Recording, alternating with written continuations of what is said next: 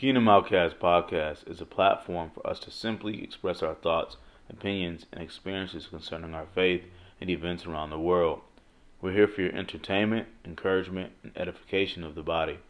We're humans like yourself and are not the final authority of views expressed. Only the Most High Yah is. Feel free to agree, disagree, edify, question, and comment however you're led to in the comments. We are many members of one body under Messiah and look forward to communing as a family with mutual respect. Shalom and enjoy the pod. Kingdom Outcast.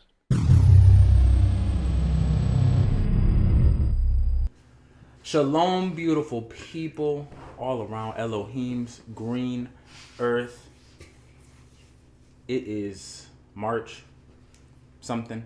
22nd, 3rd, 4th? 24th. Okay. March 24th. We are back here with another episode of Kingdom OutKast podcast.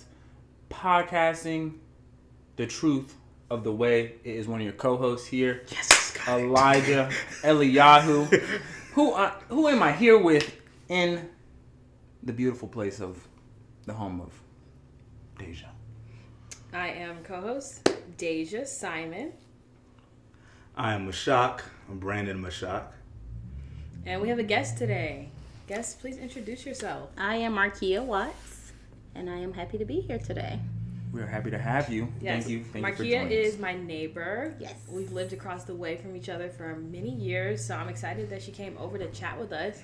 I think it's going to be a really edifying conversation, and I'm excited for us to get to just go into all of our things that we love and care about the word. Mm-hmm. We've got a lot of juicy content in store for this episode. So before we get into it, make sure that you like, comment, subscribe, share with your loved ones. Do what you do, but we appreciate all sorts of interaction. If you got any questions, make sure you email us. And yeah, so how's your guys' week's been? Oh, yeah. Well, are we saving the email for next time, or are we doing that this podcast? Let's save it for next time. Okay, got it. Cool. Y'all first. Just in the essence of time. I'll start. My week has been busy. I've started really getting into the meat of what my responsibility will be for my new role, and then I just have to really practice good time management with my part-time work. I started meal prepping my lunches because I found myself glued to my desk to the extent to where I'm thinking, I'll easily be able to just get up and make something quick for lunch or whatever. No, I'm in my chair for 8 hours. So I started trying to do that, and then I finished my container garden on the side. I had put a few things down. Thank you. I put a few things down over there, and I was waiting. So now I have Brussels sprouts, spinach, lettuce, and kale and rosemary. And I have the rosemary because it detracts bugs because of the smell to help keep. And I've had contractors over to give me a quote for some work that I plan to get done down here. All bugs or just certain ones? I think just certain bugs that would. I need to research that. Okay, yeah. Go for it. It's a thing where they don't like the smell of the one thing, so even though they want to chew on your garden, they won't come because. So the rosemary actually is helping. So yeah, I've been getting quotes about work I want to get done. It's so expensive to renovate a house. They're giving me $5,000, $6,000. I'm trying to get my walls fixed and things. So that stuff has been. Got you on the quote, girl. Yeah, I got you. I got some contractors for you. Please give me something because I think they're trying to price haggle me. But yeah. So overall, I've had a great week. I hit the gym with Lauren. Seen Brandon there. I don't think I made it. I didn't make it to Wednesday church this week, but I plan to next week. Nice. Sounds good. You. So my week's been a lot of work, honestly. They just got me working a lot more in the office for some reason, and I don't know why. But I like what I do, and the dealers like me too, and that's kind of a conflict of interest because I'm supposed to be working for the institution that I work for, and basically the dealers, they shouldn't be getting everything that they want. But so they like you, that means you're sweet on you're giving them you're giving them good discounts and deals and approving things. Yeah, but it's never anything that shouldn't be approved. But I tell y'all, a lot of a lot of 500, 600 credit scores were approved this week. Good. It's really way to help because out the people. They don't need those cars, but like fiscal year is coming to an end. Yeah, so this week's been smooth. Been in the gym like Deja. I was putting up, some excessive weight for reps, and I felt good about that. But I know there's more I can push for that, and then Just getting buskier every podcast. Hey man, pause. I've been looking. Pause. Nah, respect. I appreciate that. But yeah, and then, bro, these pollen allergies have been killing me. So like last night I was really down bad. I was actually gonna text the group like, guys, You were gonna tap we might out? have to cancel. Okay. Just because like I had a mean headache, and then like I drank some herbal tea with lemon and honey. That helped out, and then I did it again this morning. I felt better, and of course I prayed, and I just asked like, Jesus, please heal me. I don't know if this is attack from Satan or if this is just the pollen. I don't know what's going on, but I need some healing so that I can be okay. I was thinking about calling off from work too. Now that you might want to do. I'm a good worker. I woke up like that Friday, and this pollen thing is new to me, to be honest. I'm just now, so I've been like just honey every day. You know what I mean? I can't experience this. That's all we can do. Yeah. Like coming from Ohio, local made honey. It's not like common up there. Yeah. Like how deep it is here, like with it being on your car and like just everything. Like I was at a gas station. Everything you touch is like literally green. I'm like, dang. But yeah, I'm making it through. Yeah. Oh, this past Thursday at the Men's Fellowship, got to kind of lead like a financial conversation that we had. I thought it was pretty overall. It was pretty good. Talked about some diversifying of assets. Oh, I love that. Yeah, and talked about cryptocurrency, of course. Precious metals. So it was a good conversation. Crypto Cohen. Yeah. That's what I forgot to say. I went to a women's event as well. Oh, nice. They had the women's event, and it was a spoken word, and I actually got on stage on a microphone and recited something that I wrote. I'm so proud of you, Deja. Nice. I was so nervous. How much were you sweating? I had to take multiple deep breaths. And then afterwards, a little teenager came over to me and was like, I really liked your poem. I was like, oh, thank you. I liked your poem. Uh-huh. It was so sweet. I was so encouraged. That's good, man. It's good. It was about being an independent woman. From the heart. Yeah, it was straight from the heart. Proud of you for getting up there. Save my soul. For sure. Oh, you're good. So I've had an interesting week. I have a good week overall. I guess the major thing this week is getting into a total car accident on Thursday. It was a combination of vehicle malfunction and, a late stoppage, but I would definitely say mostly vehicle malfunction.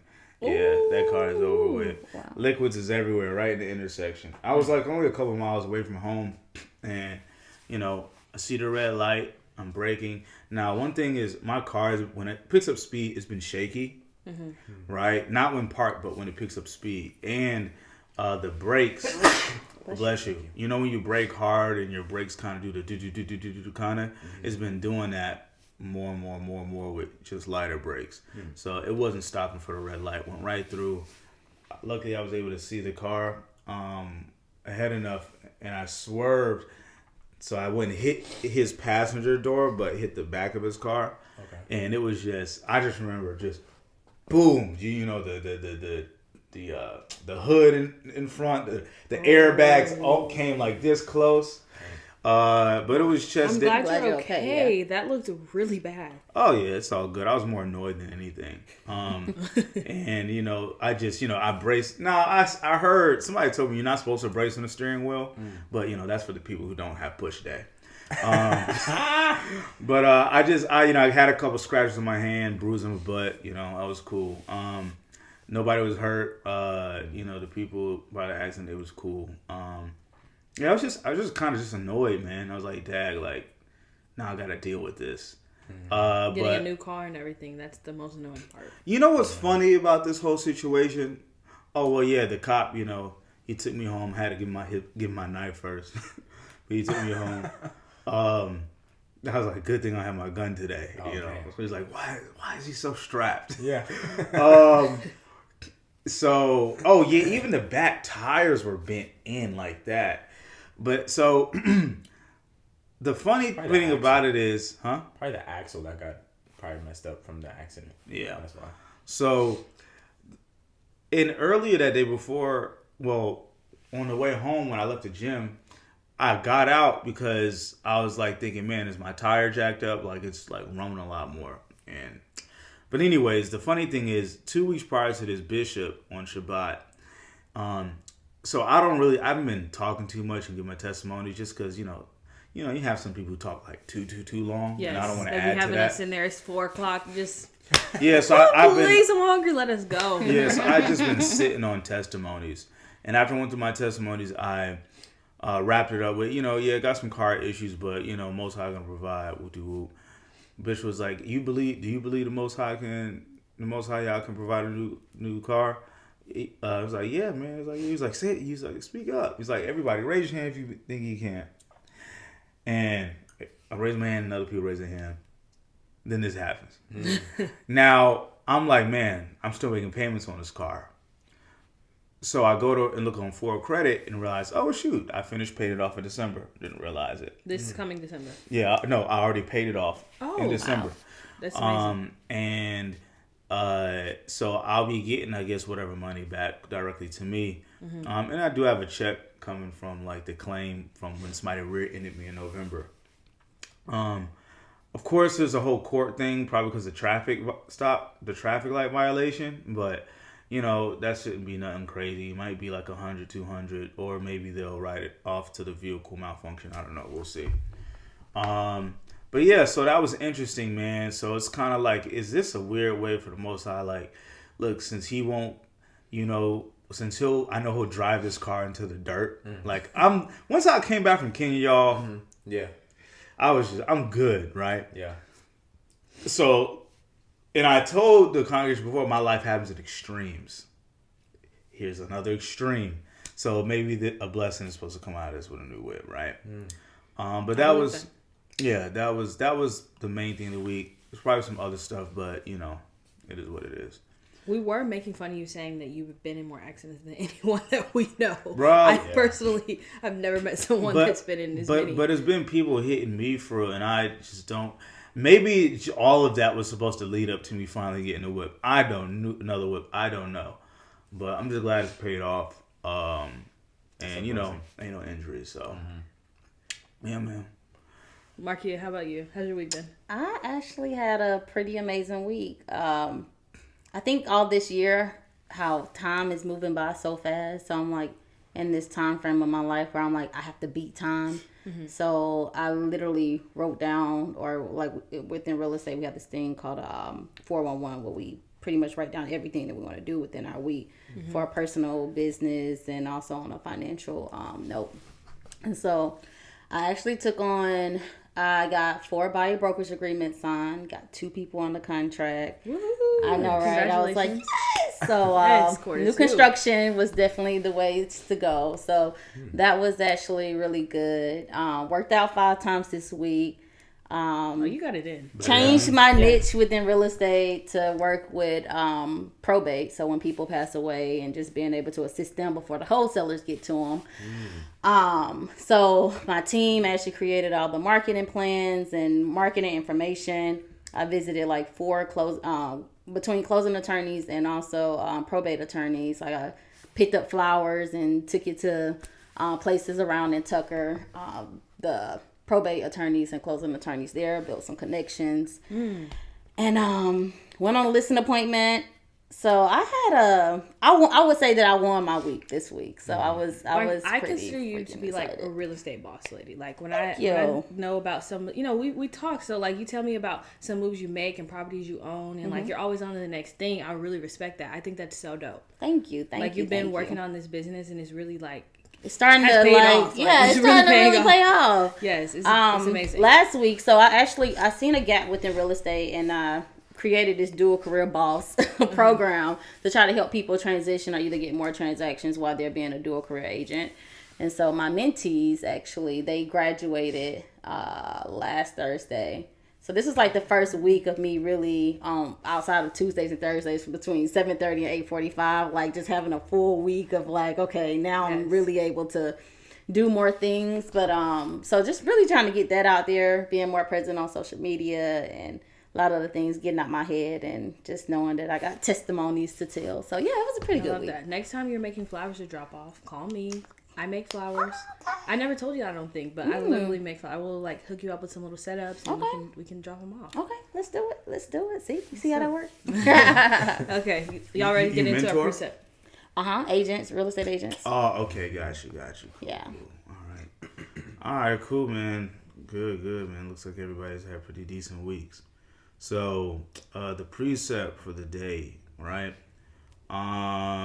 It's going to be Shamath or Exodus 3. So I read from what's called the Sefer Bible, or to say scrolls. It replaces some of the English words with Hebrew. English words and names with Hebrew. Now, it's Yiddish, which is Ashkenaz, Hebrew, which is actually more Germanic, but it does sound more like the original Hebrew and it's similar. So, all right, so Exodus 3:13 to 16. And Moshe, or Moses, said to Elohim, "Behold, when I come into the children of Yasharal, which is Israel, and say unto them, the Elohai of your fathers has sent me unto you, and they shall say to me, what is his name? What shall I say unto them?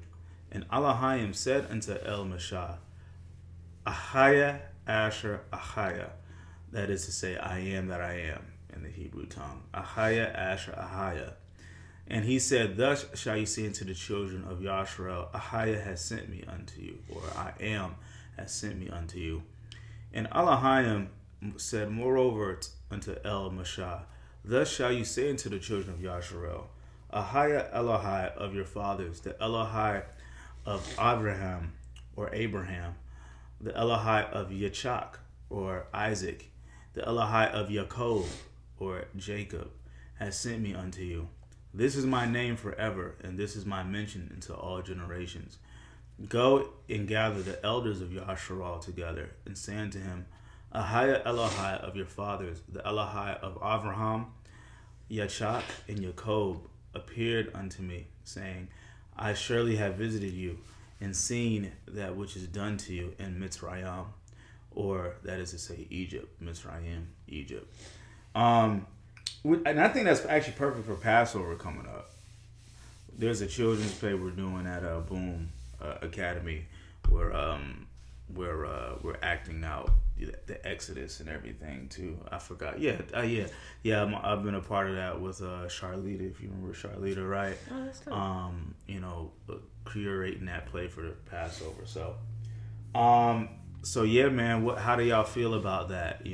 I know a lot of us are more used to the English versions, but what we think.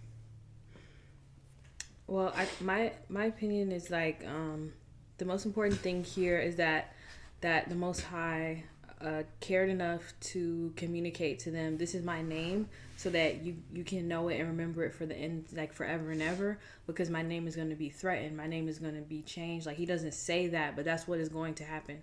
So he was preparing ahead of time to know, like, I have a name, my name has a meaning, and I am who I am. So therefore, don't let any man come in another name or change my name or say, this is who I really am. My name is that important. It needs to be known until the end of the time. That's how important my name is. So that's something like I see throughout Exodus instances where the Most High is using Moses to lay the framework for how he expects things to be until the end of time. Mm-hmm. So the name is a very big part of that. That's important. Mm-hmm. I think for me, when it goes back and he say, these are like the promises, and start naming people like Abraham. I think it all starts with Abraham. Like, hey, you're going to carry many nations. And now it's a trickle, effect upon all of the people. But I also feel like God was a very jealous God. And I think by that time frame, it was a lot of people being worshipped amongst him, when he say, I am who I am, it's meaning like, I see what's going on down here, and when I say I am who I am, like, it's really I don't have to put anything above that. Like, you take it for what it is, because you all are worshiping people that's not who I am. So when I say I'm God, I'm whatever these people, like, the other people can fill in the words as to whatever type of idol that they feel as though, because I am that. And I will show you all that. So that's kind of where I stand on that. That's good. That's good. I like this verse. I like Exodus just in general, because it shows it's the beginning of, we see the Most High calling out this nation of Israel. And I think it's just interesting, this particular passage, where it reminds me of, like, okay, I think about during those times, we'll say, I don't know how long the Israelites were in bondage in Egypt. Like 250 years? 140 or I thought it was 400. Yeah, huh? I thought it was 400. Wasn't it like 400? There's actually a book that specifies it, but like I'll find it. Yeah, we'll say 100, 300, whatever years. But throughout those generations, that the people that went in there from the lineage of Jacob were likely worshiping idols, and how the Most High is just like, I am what I am. I'm the Elohim of Abraham, Isaac, and Abraham, and Jacob. So, like, with him telling Moses that, and Moses being like, all right, I'm looking at this burning bush, like, this is crazy, but this is what I'm gonna go tell the people. They'll be able to understand that I'm, like you were just saying, Marquia, like, just so much different than, the sun god Ra, or, like, even Pharaoh, because at the time Pharaoh was he was literally probably the most powerful man on earth at that time. And then you see later on in Exodus how the Most High just destroys Egypt through the plagues. So I think one thing to that is, like, when he actually chooses Moses, and the biggest conversation there is, like, Moses was known for, like, stuttering. It's like, why do you want to pick me, somebody that stuttered, to go into this town and speak? And he's like, don't worry about that. I'm going to send your brother Aaron to help you to interpret. And so now you bringing somebody else in that didn't even have this conversation with God, and expect for this person to be a messenger for someone that's literally talking directly to God, that was not a part of, like, a chosen one, in a sense, to say, okay, how will I know that my brother is going to literally follow me? And it's like, don't worry about that. Yeah. Like, just go back and do what I instructed you to do. Don't worry about your actual voice. And obedience. I think, obedience. And I feel like our voice is the thing that makes us who we are. So to be able to interpret things through somebody else that's literally getting the word from God, and then somebody else is interpreted it, and you're not able to use your voice because you have a stuttering issue, it's like, oh, okay, but you want me to use my voice without using my voice. It's like that irony between... He'll use us in the midst of our insecurity. And it also lets you know, like, when you have the right people around you, like, everybody's not made to be the center. Like, some people are just made to be messengers, like, in a sense. So it was really obedient of him to just kind of really go back and just be like, you know what? I'm just going to do exactly what you told me to do, and you're going to put the right people in front of me. Yeah, I'm gonna just go with 400 years. Yeah, right. So now with so for me, the way I digest that scripture is, we're following the bloodline of people here, right? From Adam deep to through Seth, down to their bloodline to Enoch, to Noah, and then that's passed through Shem, because Japheth or Japheth and Ham, went their own ways, and the Most High, and Adam could have known him, as a different term to what he was to him, but it's the same, it's the same Yah. And so it's a thing where it's like he has to redefine his name to Yasharal because, first of all, Masha, he did not speak Hebrew, right? He had to use Aaron as an interpreter. So it's a thing where it's like, what's your name? What do I tell them? How do they know? Mm-hmm. When you say this name, now they're going to recognize, oh, he knows, our Yah. He knows our, who our creator is, the Yah that we worship. Because, there are a lot of different, gods in Egypt and such.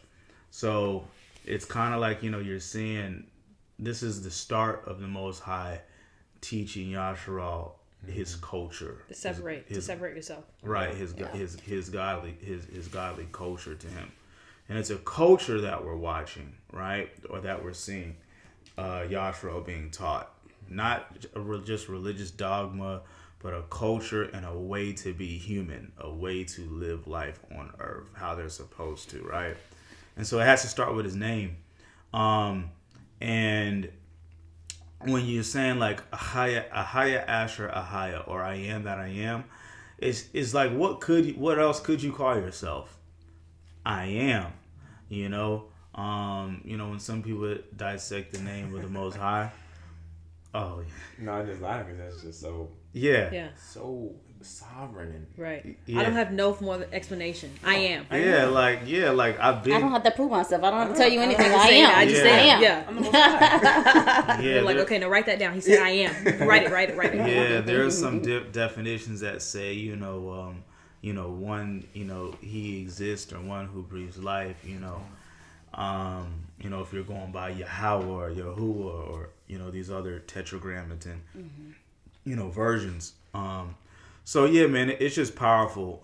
That's personally why I choose to say the Hebrew name. People hear me say Ahaya and they think, I'm Muslim or something different, and it's like, golly, we need to we need to know the language. We need to know like what, if only we knew for real. But so, it's a beautiful point. I'm gonna say something to that because What's that? I think that one of the biggest ironies there is that Moses was put inside of a manger, go down the Nile, and who found him?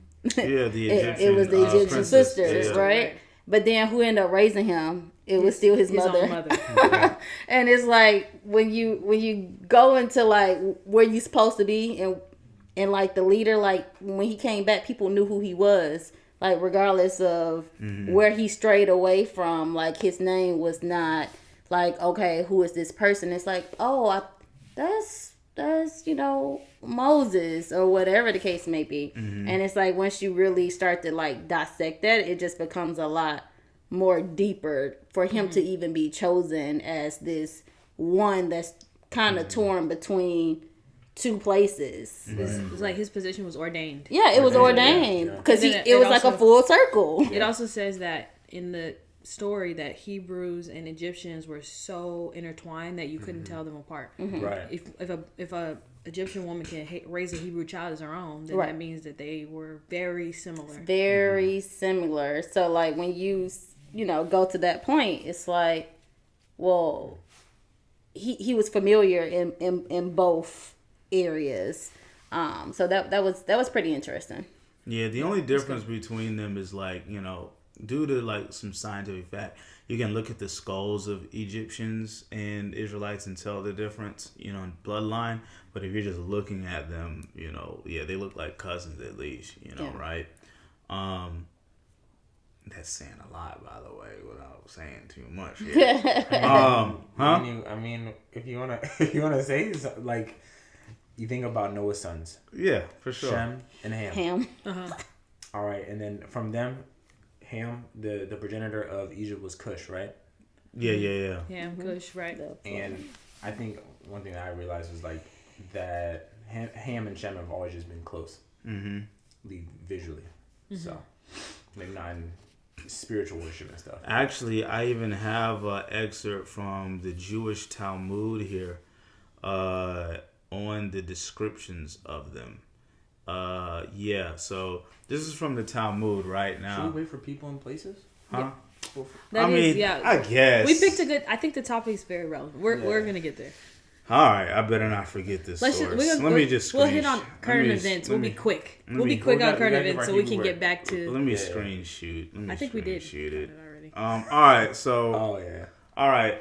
So what we like to do with after our precept is pick a name or one of the words out of the scripture and personify the Hebrew meaning of the language of it. Because when you translate from things from Hebrew to Greek to or Latin, was it Latin or Greek that came first? Latin came right.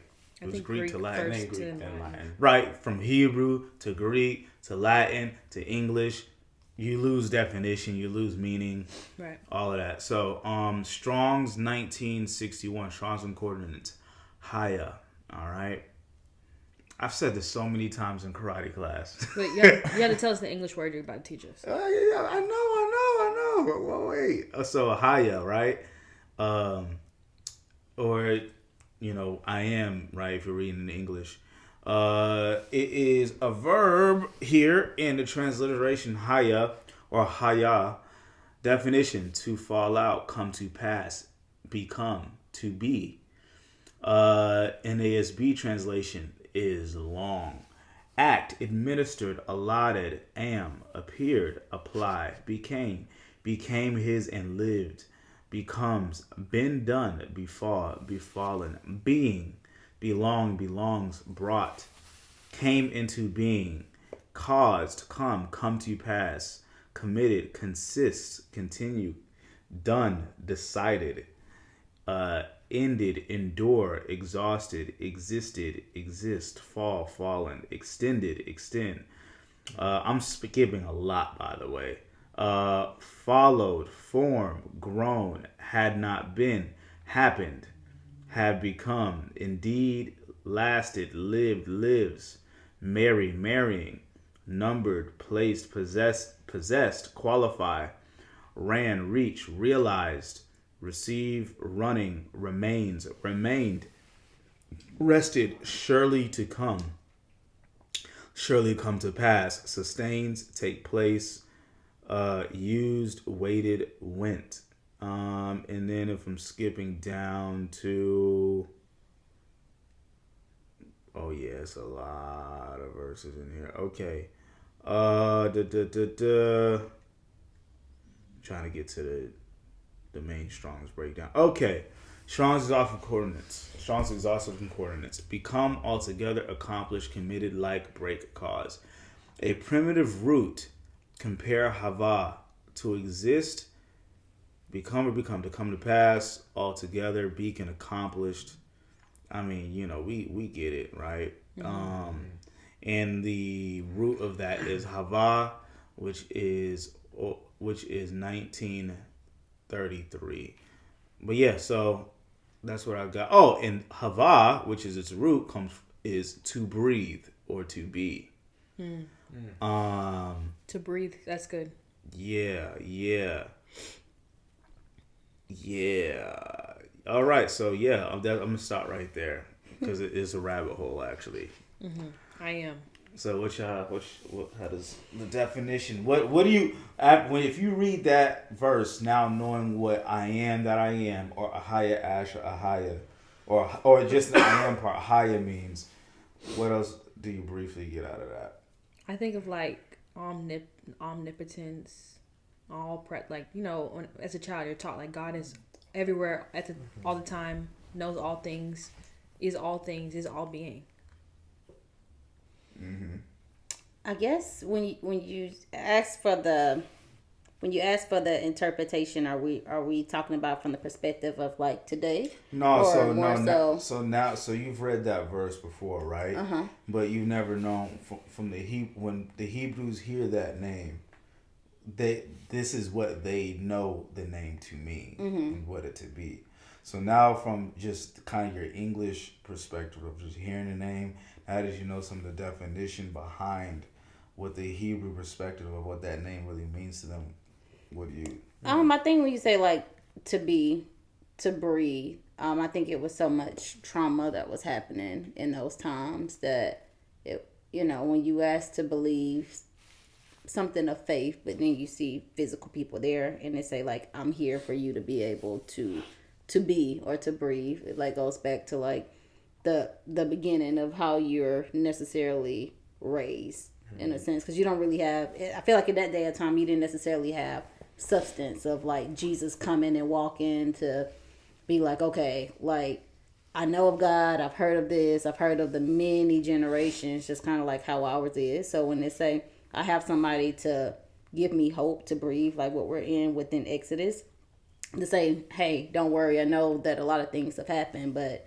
when I come in, like you will be able to be and to breathe and not necessarily have to worry about anything. Mm-hmm. But it's still, it's right, it's still a bondage because it's like at the end of the day, you're still, so much, I feel like trauma happened back then that you still have to have faith. So you're still asking people back then to have a lot of faith of stuff that happened generations and generations beforehand. But it's they still kept it, and God kept his promise. So it's like, I am.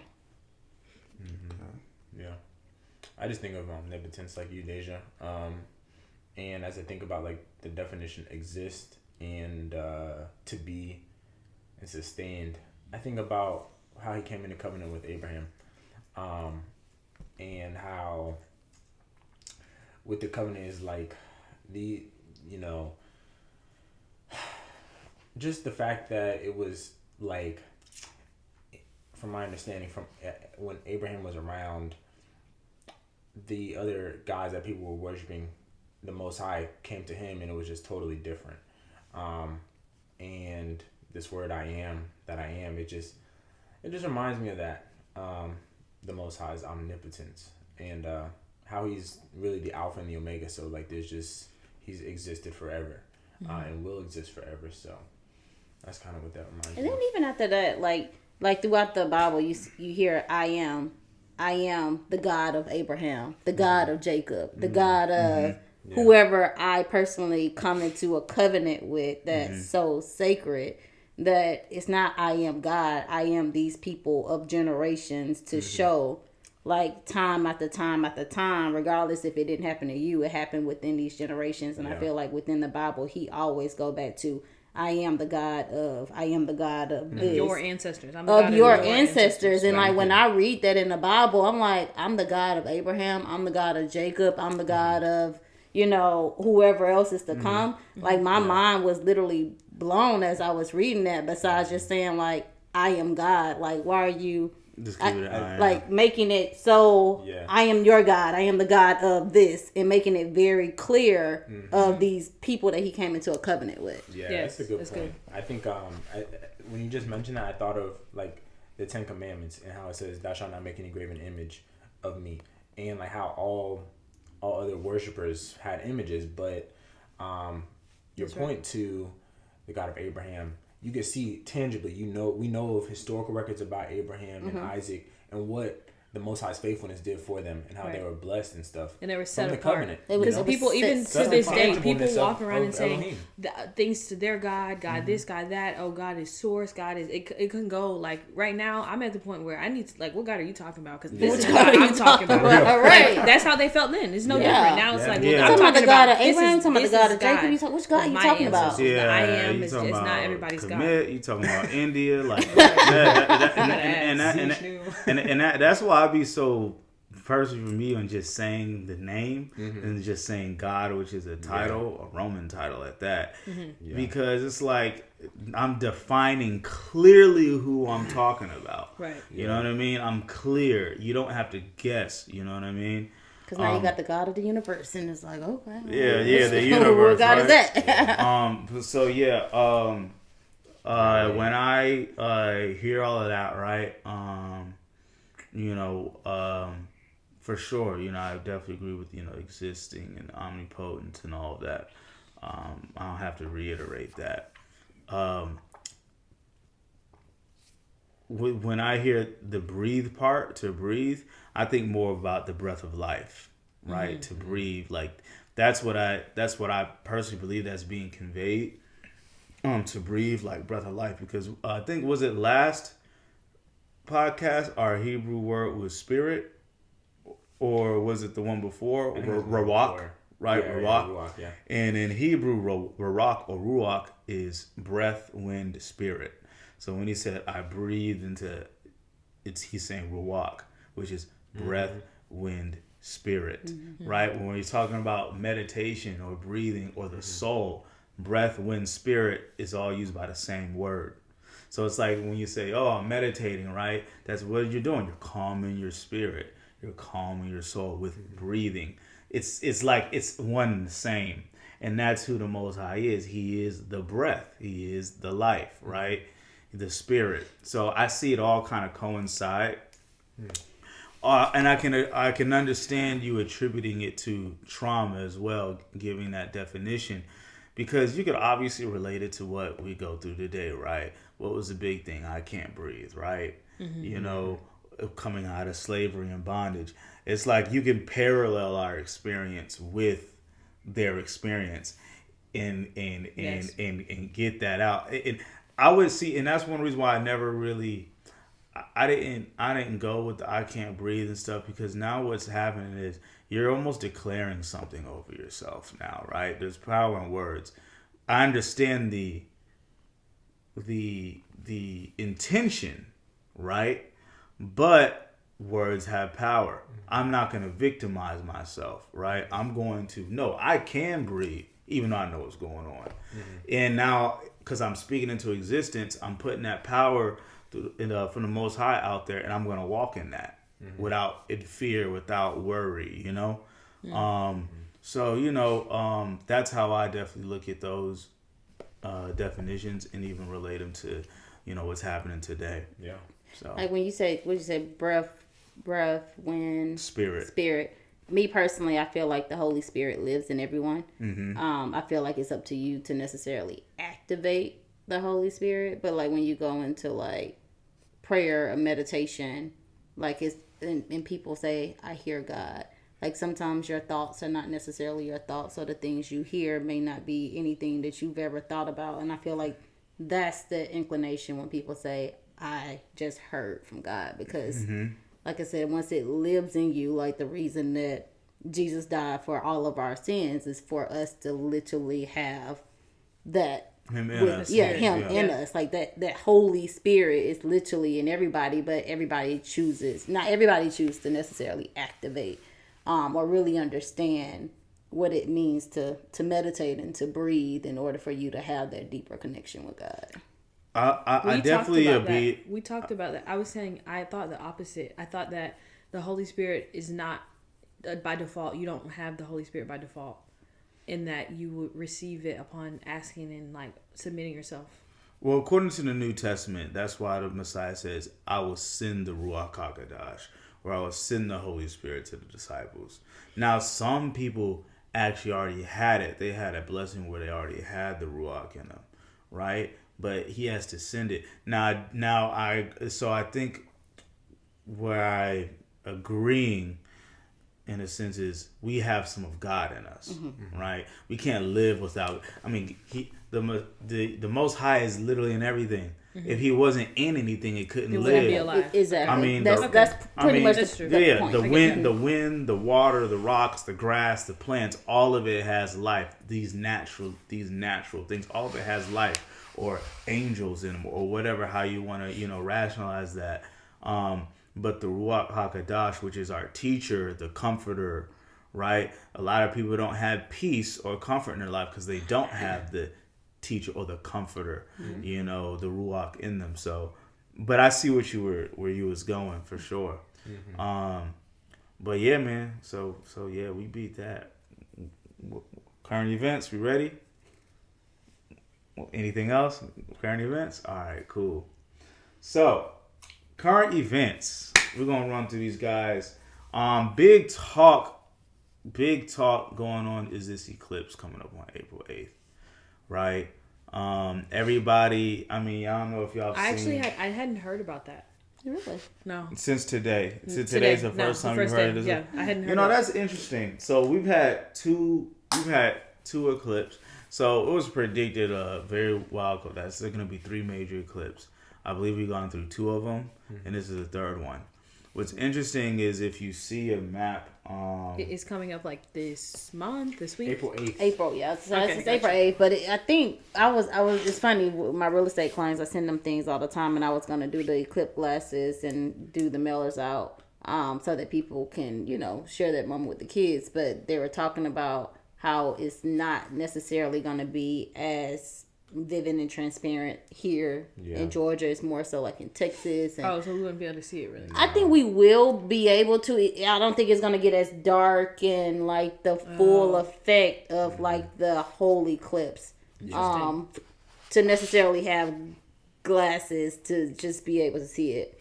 And then I think some people say, like they're taking plane trips up to see. Oh my gosh. They want to go up. They want to be right no, next to it. like it's something with I don't know if it's Elon Musk or somebody, but Delta or some airline are literally people are paying to go to be in a plane at that time. to be at the time, and everybody's like, but I thought you're not supposed to look at the sun or something like that. Like you actually are.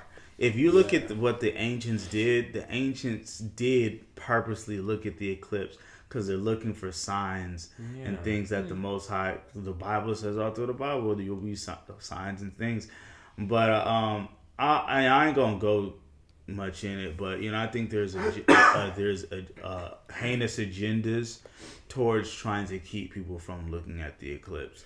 Some say it's like there's certain things you might see in the atmosphere or that we're going to see a bunch of lines all over the sky, and we're not going to be able to see the eclipse at all. And be like, maybe something's wrong. Maybe there's some kind of film over us to why we can't see the eclipse. Or you might we're gonna have the northern lights to come at us. Or you might see the reality of, or you might see the reality of what we live in. You might see the reflection of some things in the blue. That might tell you to react. I mean, there's a biblical perspective of what Earth is. Some people subscribe to the firmament, right? That we're enclosed in that, as the word says. And so some things you might see the water above, because of the reflections. But there's all different types of things. But one fact, before I even get into natural art thing, is 2017. That's when the last one was? Yeah, it was nice. I remember that. I was in college. From 2017 to, there was one more. I remember there being a solar December eclipse when I was in college. This is the third one. There was another one in between. And so it makes the Tav symbol, right? Which is, Tav is... 400. No, the numeric value is 400. And it's the first, Tav means... Oh, I actually have the definition here. I know I've ripped. And this is where a lot of people believe this is, biblical symbolism of, what's coming. Tav, 400. So a lot of people think it signifies the end of our 400-year slavery. And also what it does is...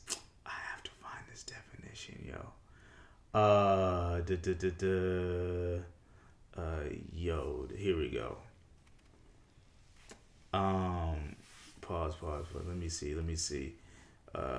Hebrew. I'm looking into one of my little sources here, so I make sure I. Well, while you're looking at that, I feel like the eclipse, in my opinion, kind of proves the fact that the Earth is round, because obviously, if the sun and the Earth are like literally rotating around each other, and how does that prove that the Earth is round, though? I feel like there's a rotation. Like, there's a rotation happening, right? I mean, I don't think it proves the Earth is round. It does prove that things are on a cadence where they're like moving, but I don't think it proves that the Earth itself is round. For people who subscribe to the plane, Earth being a plane, basically, the closer the sun is to the Earth, the hotter it is. The higher up in the sky it is, the colder it gets, right?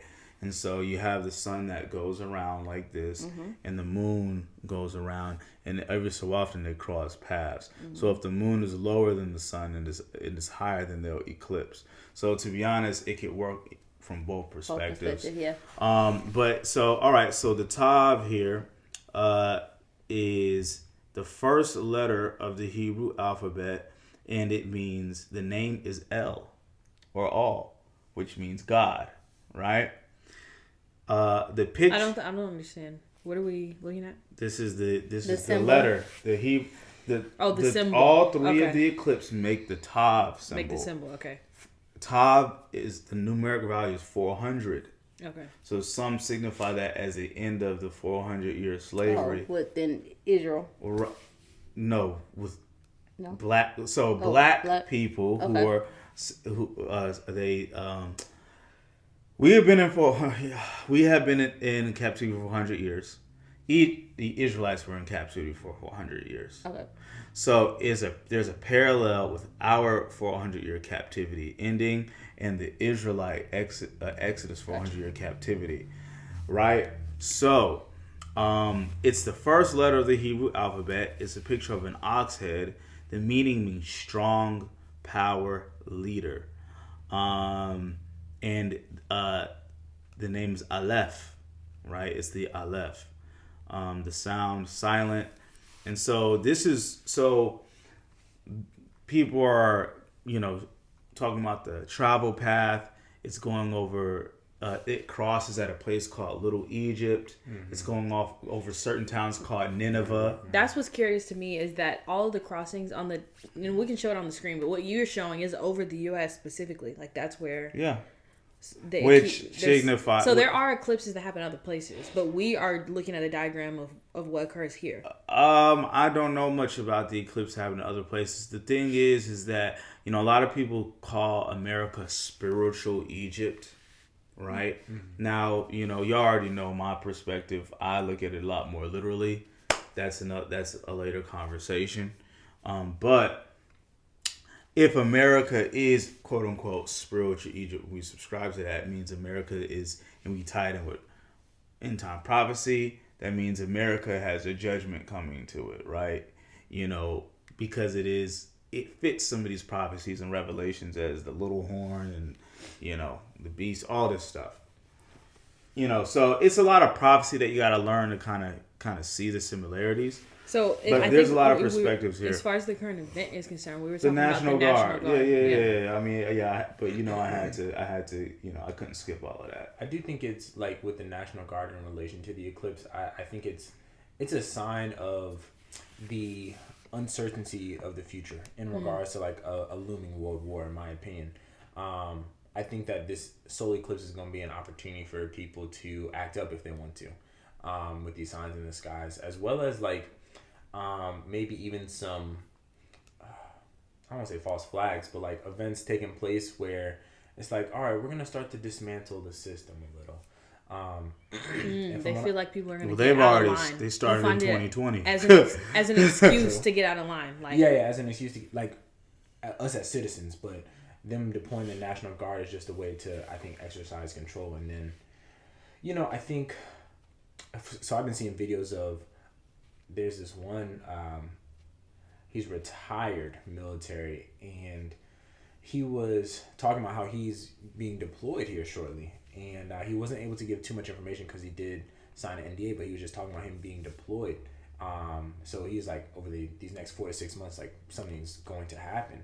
I don't know if he's talking about a war over in the Middle East or something, or if it's here, but I just find it's just interesting. Yeah, I see it.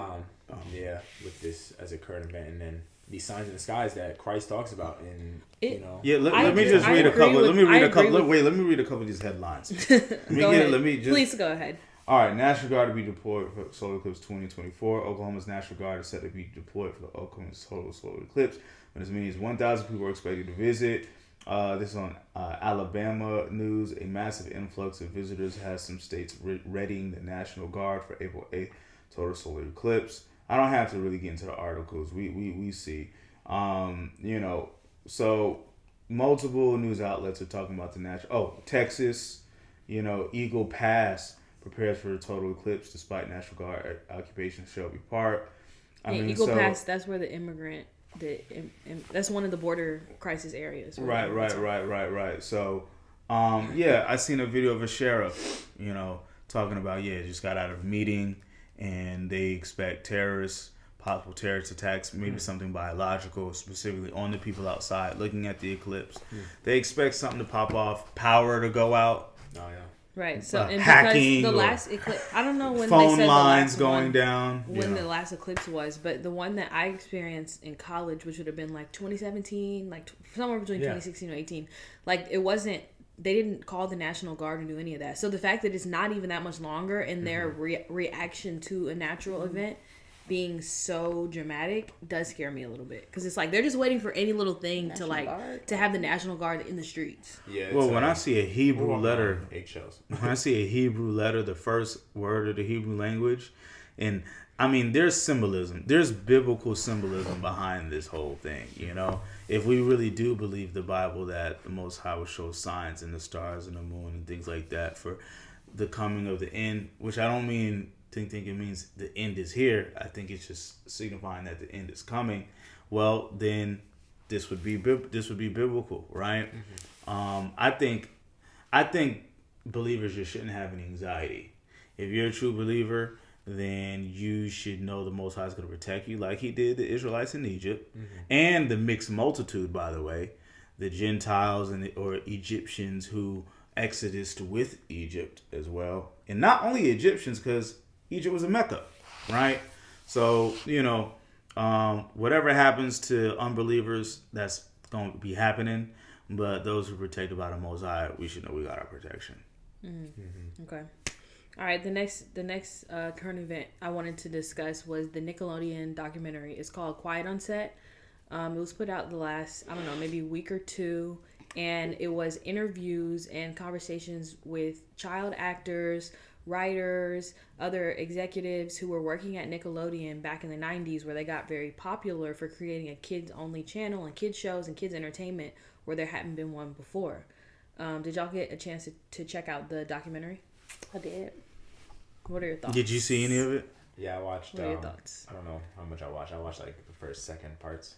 Okay. I think my initial thoughts, like when I'm hearing it blow up in social media, I thought that there was like some molestation going on, or like something like, I don't know, creepy kid thing. Like, what are you doing with the kids? What are you doing with the kids? So I think that's the reason that made me want to like tune in.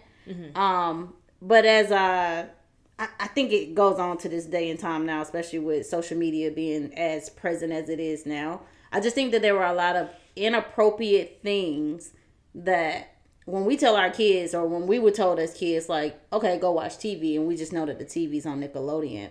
I think the biggest thing is like, you know, like trying to squeeze a potato, like sexual innuendo. And, you know, did you watch the whole thing? I only watched like 3 or so. Oh, that's why you're saying that. Yeah, I'm about to say, so I can only tell from the thing, so I'm just giving like from the 3 episodes before I went to sleep. But I was like, it brought me back to say I didn't realize that any of this stuff was going on. But I do feel as though from the episodes that I did see, like when the parents did look at this stuff, like, was it not something that be like, I don't really want the parents my child. on the parents on set. The parents on set? Are you saying the parents? No, the parents of the kids who were acting. They were acting because for us it was more so like, okay, like I'm just doing whatever. Yeah, I'm just watching TV. But even as adults, if you rewatch any of that, like with us being smarter now and to be honest, more dirty minded because we live in America, I feel like I picked up on a lot of this stuff before this documentary came out. Like, especially even on cartoons, like, yeah, that was a sexual endo, that was a like sexual Shrek, endo, for that was example. a sexual endo, like, huh? Shrek, SpongeBob, Shrek, Lion King, Zack and Cody, like, Little Mermaid, like, there's mad little things that's, and I didn't notice as a kid, yeah, but as an adult, as I started kid, to notice definitely this not. stuff. Yeah. Nah, y'all are more woke than me. I wasn't able to pick up on those things even now. Right. Someone would have to they have to put side by side clips. like from the slime, so for example. innocent. Like the fact that slime went so viral. Elijah's so innocent. I don't believe it. Not the Lion King. Not my childhood. Not my childhood. Nah, but like after watching this documentary, I came to understanding that, like, you know, it was just, I think for me it was, first off, realizing that it was like a top-down type of thing. So starting with like the director-producer, like Dan Schneider, like, bro, it was really sick. With how he treated the women writers, I was like, bro, that's wrong. And also like making the sexual references to them, but then also to the kids as well. And like we see that play out now with, Ariana Grande, and like just some of the other child actors. And then you hear about the dudes who were actually charged with like straight pedos, with like whatever they were charged with, like they're just sick dudes. Did you read the some charges? of the charges when they popped up? It doesn't surprise me. Oh yeah, the dude had like thousands of pictures of child porn. I'm like, bro, yeah, you need to. Then be they locked found- up. But they some of the found in stuff his that they did house. to Drake, that he made Drake do, like they showed certain excerpts of that dude, he needs like.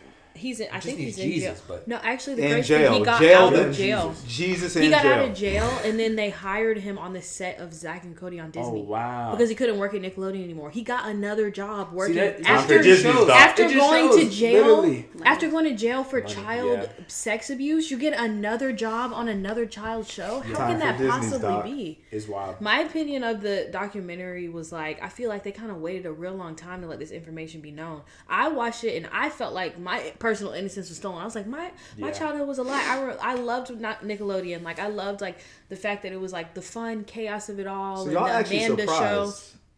I won't say fully surprised, but now that I'm an adult and I'm like, okay, so Hollywood is doing evil I'm not things. surprised now. That's more information. That's more newer information for me. I feel like some of this stuff.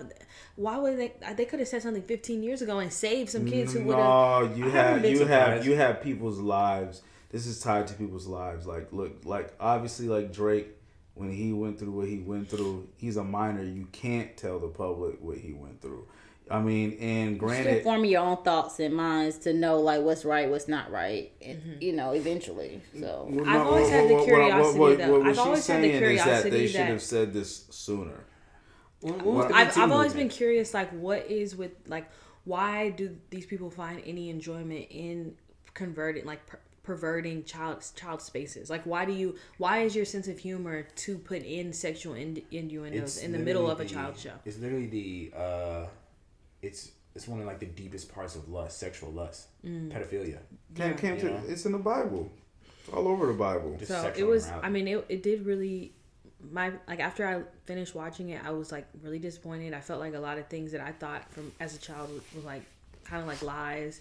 And then the way that a lot of the actors said that their lives were ruined after leaving that, or their self-esteem, or them getting put off the show, them using the black boy to perpetuate, perpetuate obvious stereotypes about being black and all this other stuff. It's like I honestly also fault the parents. Like, you wanted fame so bad that you allowed your child to like experience it. Sell your children's soul in a way. Like, Yeah. here's Dan Schneider comes off as like the like kind of the unpopular like fat kid who got like teased and stuff, and I think he didn't even have a great relationship with his parents, and now he's taking it out on everybody he gets power over. He was definitely on a power trip. Just kind of the assholishness they show he had throughout the whole situation, and then of course the inappropriate stuff. I mean, you got kids massaging you. You're with Amanda by herself. Man, I remember working. They didn't say kids massaged him. I remember.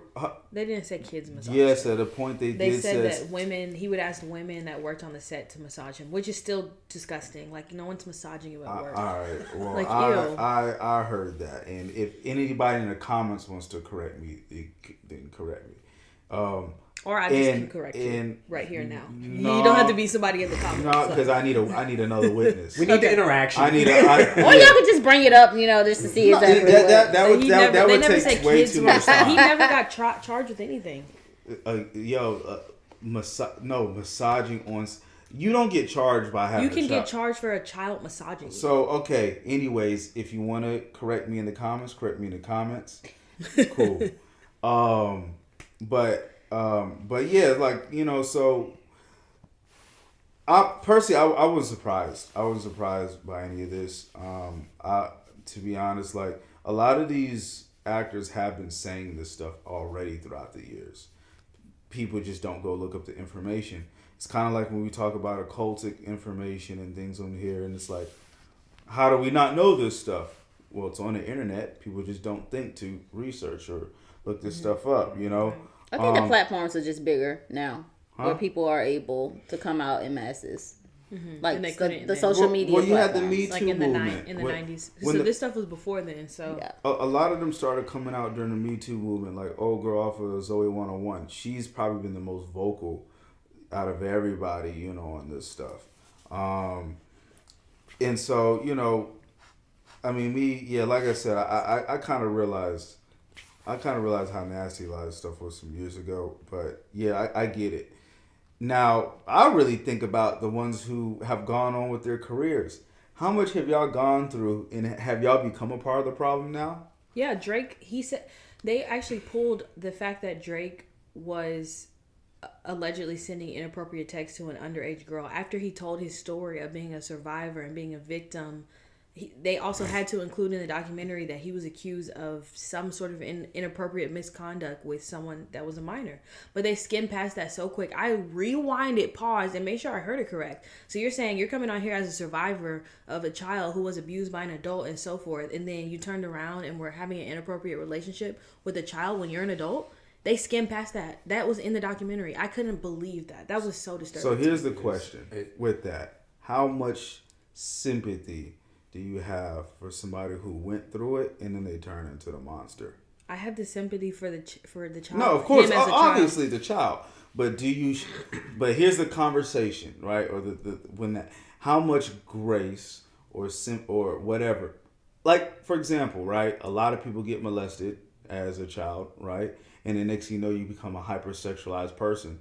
I actually just realized a couple of weeks ago, wait a minute, I did have a cousin where some things went down and I became hypersexualized. Now, as a boy... I'm sorry to hear that, Brandon. That's very... that's not... It is what that's it not, is. No, that's not a big deal. I get it.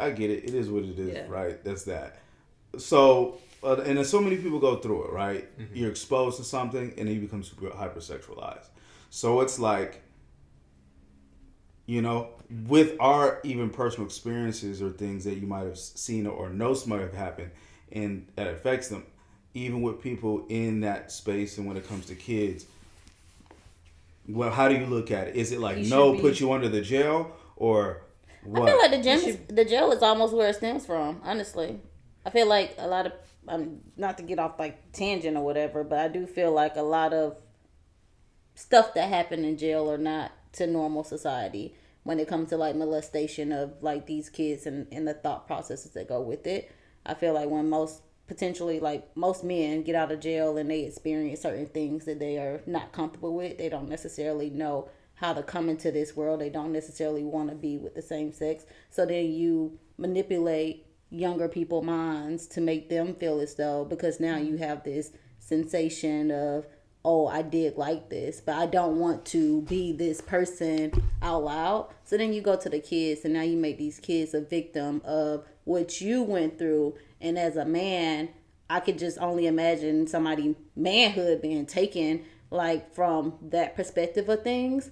And then you come back into society, and I feel like that's why a lot of men actually end up going back to jail. Mm-hmm. Or because I had some, not me personally, but like close family member that just told me some stuff last year that he went through that's literally has confused his mind growing up. And like exactly what you're saying, he was like, I watched a lot of porn, I did this, I did that, and I didn't know why. I like women, but then I have experienced things with men, and I don't want this thought process. But however, the person that did this to me was somebody that was constantly in and out of jail, that were messing with kids or whatever the case may be. Right. It's like, that's the part like within the real society as to what goes down in those places, especially with most people that may be innocent, and you experience these type of things. How do you go back into the real world after you've experienced that? And maybe you may have liked it or not liked it. You go to the younger ones because now they're vulnerable. They're vulnerable, and now they're itching something that you don't know how to express that you actually like. I think it's more spiritual than just a personal, like, I'm traumatized, therefore I'm doing this to traumatize other people. I really think a demonic spirit will get on you, and you will put that on a child, or if you have become abused, the spirit will be on you, and you won't break it, or in prayer you don't even know what you're battling against, and you go and perpetuate that. So to answer your question, I think that someone like Drake, who had this terrible abuse happen to him as a child, and he turns around and is behaving inappropriately, he should be tried in court based on his actions. If they determine that he's been inappropriate, then he should go to jail. And those kids should have counseling as well too, like going through that and just being in the public eye like that as well too. So if any traumas are happening, that it's actually documented so that they can understand exactly what they're going through. What were you about to So say? let me give one more perspective. Oh, go. Oh, I'll be the last one to speak. You should. Okay. That's very No, clear. I want to give one more perspective. So according to the law, right? Of course, you should go to jail, right? Our law. Yeah. Now let's also look at biblical law, right? Any sex outside of marriage, you deserve death. Any sin, you deserve death, right? Or an offering of something. Well, that's old covenant. Yeah, old covenant. You know, Yes. that's old covenant. And so, again, I could look at my past and how I was in these streets, right? And I guess here's how I feel, right? Yes, keep R. Kelly under the jail, right? But I think there needs to be more rehab or more actual, because jail does not, very little people come out of jail actually rehabbed back into civilization. So rather than just throwing him in the jail, granted, it didn't, luckily, as far as I know, that situation didn't become physical or anything like that. There needs to be some type of rehab. Keep you away from society for a while, but there needs to be some rehab, some therapy, spiritual counseling away from society rather than just put you behind bars. Because I don't get emotional, you guys, okay? You already know. But watching that, I had to stop and pray. I had to stop and pray. Look into these folk eyes, right? Very sad, very and so sad. you can think, right, him now being confused about his own sexuality. Yeah. Well, is this a right or wrong thing? And now your flesh is tainted. Yeah. It's not necessarily his soul is rotten, but his flesh now has this desire because what he has experienced, and we all know about the wrestling against flesh and the spirit. So my thing is, that's why I asked, is there any type of grace given in your heart? Of course, there should be some type of punishment because all sin gets punishment unless the Most High just decides to give you some type of grace. But do you think his punishment should be done differently than others who've gone and just turned into complete monsters? At the end of the day, the law is the law. Yeah, he should be tried based on what he actually did. Okay, got it. Yeah. Cool. Well, I hear you. Yeah. I think- Here's better yet. Church and state, we live in a time where church and state isn't separate. Because we live in separation of church and state. That's what I was just gonna get to, honestly. Oh, my bad, go I ahead. think that we're seeing the effects of the removal of God from the education system. There you go. They took out praying, they took out, just reading the Bible. And we're seeing those effects with this, over-sexualized and just entertainment society that we're in. And we're seeing it in Nickelodeon, highly weird, I'm just not surprised by anything after learning about, all that happens in those at those parties and stuff. But I think, the root of it all is it's sin, but, we just need Yahshua. We need to plead the blood, from an individual who's dealt with, being in the streets, and all that other stuff. Yeah. It's the only way that I can withhold from doing those types of things is just literally going back and meditating on the Most High's word, reading it, and not giving into it. Which is, it's unfortunate because not everybody is aware of really the peace, the power that you have when you are filled with the Holy Spirit. So, answer simple. All of us would have been stoned back in the day. Oh, Oh, most yeah. definitely. All of us would have been stoned, Multiple so times. that's why I can't just go with because it's the law. Like a good amount of us don't break the law every time. We don't realize it. But to his We point, don't think it a was cop is around. a lot more Yeah, God was talked about. yeah. It wasn't once you get to a certain depression time that somebody introduces you to God and you just be like, okay, let me now find this savior or whatnot. So it goes back into, okay, if these people really never grew up this way, then should they be necessarily punished if they're only going in the way that they were raised? And if they're taken out the schools, They don't go to church. Their parents were not raised that way. It's like, and then that's when you got to go back to law, because everybody do not get the experience of growing up having God in their life, or really understanding the salvation and what God can truly do for you, for them to repent in a way without necessary do more evil. They just do more evil because we live in an evil world. Yeah. Right? Just that's why it's important to have grace for people. You know, and just like realizing like, hey, listen, we all are sinners. We've all fallen short of the glory of the Most High, but you know, I do know a way that's better. And I think to you guys' point about jail and reformation after laws have been violated, like it needs to be like more of a therapy, you know, more counseling, more like hands-on, like, hey, okay, where does this actually stem from? Like, okay, like, yes, sure, you committed this crime at 25, but what happened to you when you were 3 or 5? You know what I mean? Yeah, bring up the for shadows. years. And that's hard, but like you gotta deal with those things, or you're gonna continue to just be in the same cycles of sin. Most Christians aren't praying for Drake.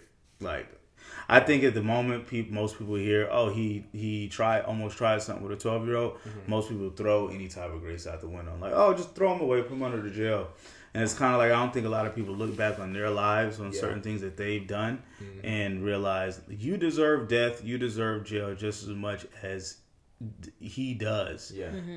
Just, you know, even though it's a different thing, but you know, that's why what's the verse the Messiah said in Matthew 18:6.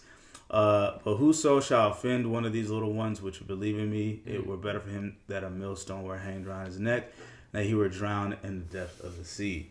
You know, so I'll just end my points on that. Yeah. Okay. Last current event we wanted to talk about was the Russian archive. Now, this was one of those things that appeared as new news or current. It's a very current event, but really, I think it was an old video that resurfaced of Putin opening up an artifact, and the figurines on the inside of the artifact were black. It was Jesus and disciples, but they were black Afro-like people, brown people. So he was showing this, and so it's been circulating as if it was new now, and people are like, look, Putin is showing that Jesus is black. Like, this is what the headlines are reading. So have y'all seen that? Have y'all seen those retweets? Yeah. I'm not on Twitter. Okay. Well, they've been on every social media. It's been interesting, but like I was like, oh wait, I've seen this. Like I saw this a couple of years ago. It's interesting because Russia, you know, contrary to American, what's the word, entertainment, like they're actually like a very Christian country. You know. I didn't know that. About Russia. And that's, you know, I'll talk about this in People and Places, but that's where like a lot of their government stems from. But yeah, it makes sense because I mean, when you really think about it, the Messiah went down, or you know, the Messiah went to Egypt to evade persecution. When he was born. Right. To blend in with those people, his parents did as well. So I'm just like, I mean, I don't think that they were like as dark as me, maybe, you know, but they had some melanin for sure. I think they were as dark as you. That is my personal opinion. I think they looked very much like the four of us on this couch. Well, the Bible is very clear. Some were black as raven. When you look at Solomon, you know, he says I'm black as the tents of Kedar. That's literally the color of his shirt. Oh wow. When, you know, it says Esau was red, or when David was red, in Hebrew, the term is adnami, which comes from the same root as Adam, which means red. Yeah. So that means reddish brown, right? Or gold. You know, in Solomon it talks about, you know, his skin is like gold. You know, his legs are like column in the Song of Solomon, I believe. You know, that's like caramel. You know, what do we call it? Sun kiss. Actually, some of the verses are in the shirt. Yeah. Kingdom, incoming kingdom. GetGainsofGone.com/incoming kingdom. Get you some incoming kingdom apparel by yours truly. Yeah. But so no, the Bible is very clear on what Israelites look like. You know, I'm trying to find the book, but y'all continue because I do have the Russian icons book. Well, I think what happened in this case was that Putin is using an artifact similar to all the artifacts that are held at the Vatican. All the original images and paintings and so forth, the disciples that are kept at the Vatican, it contain imagery of black people that is not public information. It is not what they use. They use the arts from the Renaissance era when they were in Europe painting depictions of Jesus and of the disciples, and that whole the white images came out of that Renaissance era. That's what they use as like historical, information or depictions. But all of the things that are housed at the Vatican and those old artifacts show Jesus and the disciples as being black people. Yeah, I'll include the video clip in here around this part, but it's an old video clip of Putin actually showing a artwork of a black Jesus, and I actually think I might have put it, or you might have. Oh no, I found it on Reddit. But yeah, he's already done this. This is actually kind of old news, but it's just now resurfacing. Here's a Russian icons book. Yeah, you find some of them, a lot darker here. If you zoom in, you see they're brown. This is, actually in Russian. But they depict. Now, if you look at earlier versions of the book, you start to see them. Yeah, this is here. This is Paul. He's like a bronze. But you look at the more recent versions, and I'll show some of these images on here. More recent versions or updated versions of the Russian icons, it's the same exact pictures, but they're all whited out. You know what I mean? And and we've gone through the history on here a little bit on the whiting out of certain things. But yeah, we'll put some of it on here. But it is old news. He didn't come out and say, "Hey, Russia, we're worshiping Black Jesus now." This is like he's our we know this. Well, some of us know this. Yeah, for me, it's like I kind of want to learn Russian just to hear Putin speak. I know, because you can't hear. You have no idea what he's saying. He's just like opening the artifact. I'm just taking these translations for what they are. But I'm like, only if I knew Russian, actually know what this man is saying. Like when I was watching. But what could he say? Like open it and be like, "Look at this, people. You've been lied to. Each of us is actually not who we think we are." The translations are pretty accurate, but just like the translations from Greek to English, it's there's things that can be lost in translation, and when you learn other languages, it's like they have different ways of utilizing words. Like English is a more limited language. I still speak it, but it's like you may be missing things. So it's like, yeah. Fun fact: Russia never had slaves. They're like the only European country that didn't participate in the slave trade. And they actually helped out the North. Yeah. Yeah, North during the Civil War. Yeah. And they paid off all of Africa's debt to all the European countries. So that would be a safe place for us to migrate if we wanted.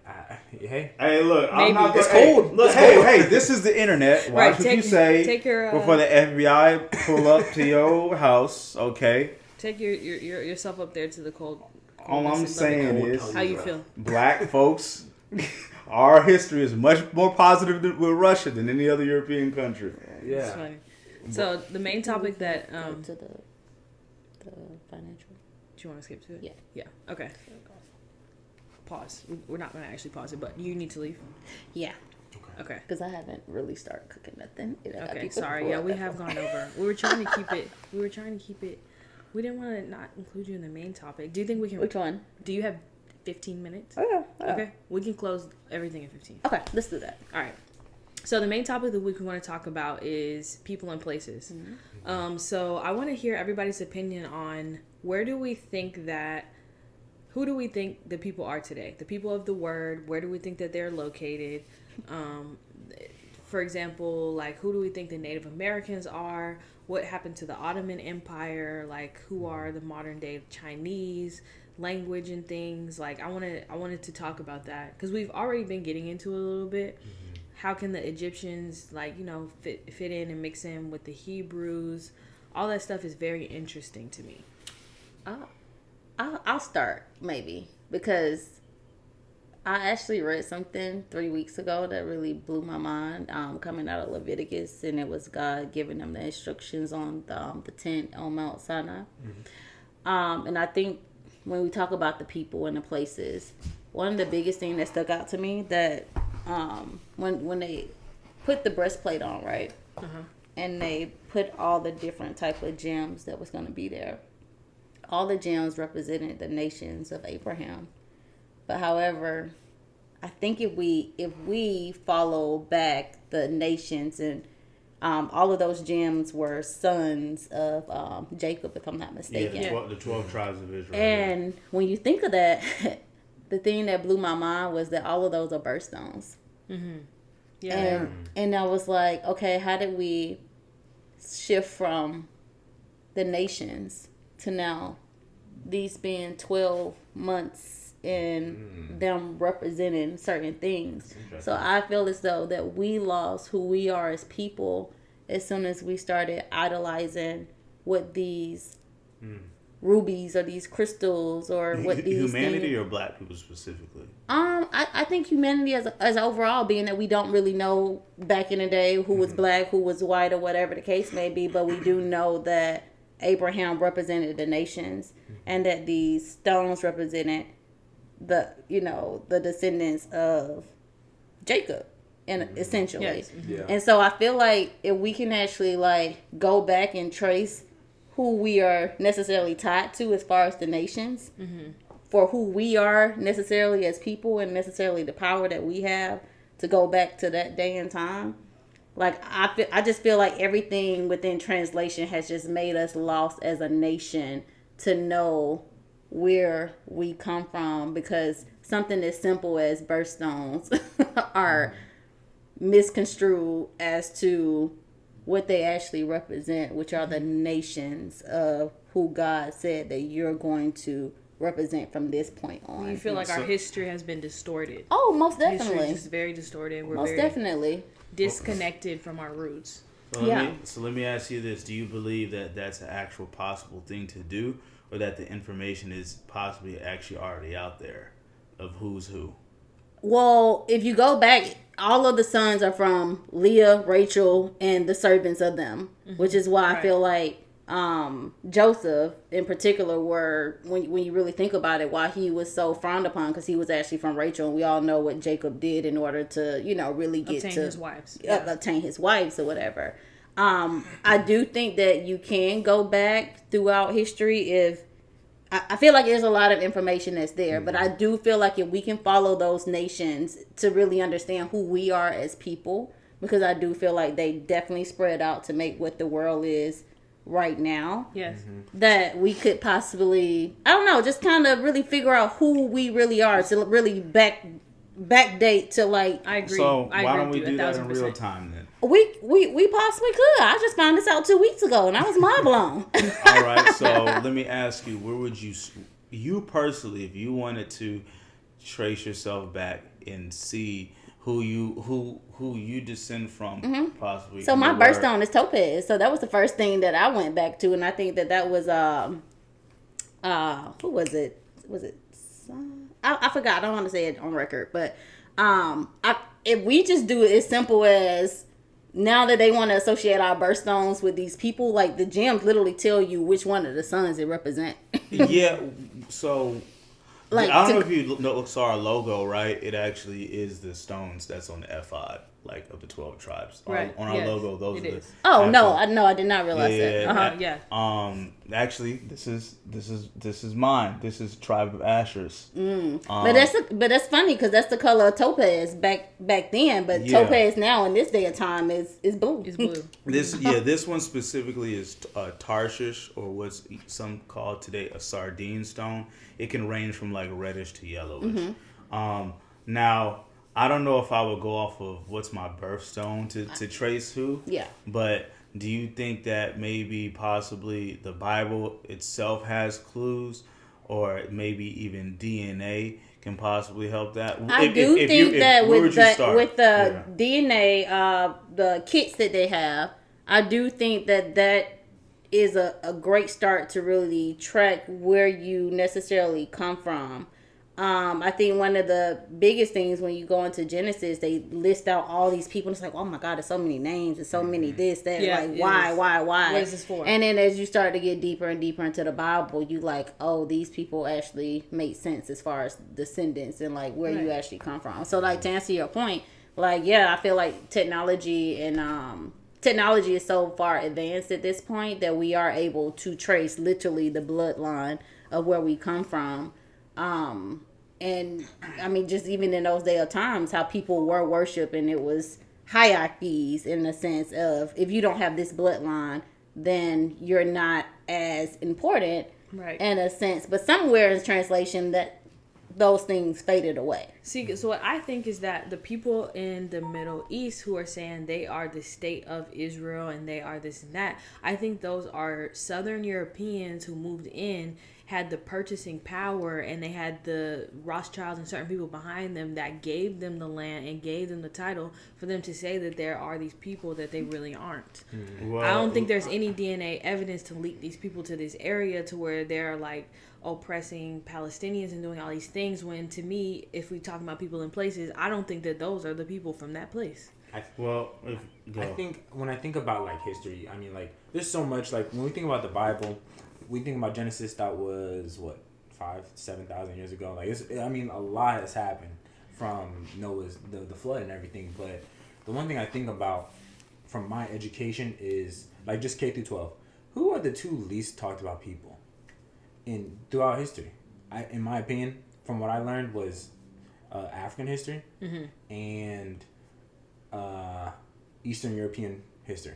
Okay. So You're right. Like after school, after university, like I had to start doing research on my own. And to your point, I've been reading The 13th Tribe, which is a book by Arthur Kessler, who is a Jew, and he talks about the time period of from 800 AD all the way to about 1500 AD, and what was going on in that area that we know now as Ukraine, Russia, and a little bit of like Kazakhstan and stuff like that. And it's just interesting to see how they came about their religion.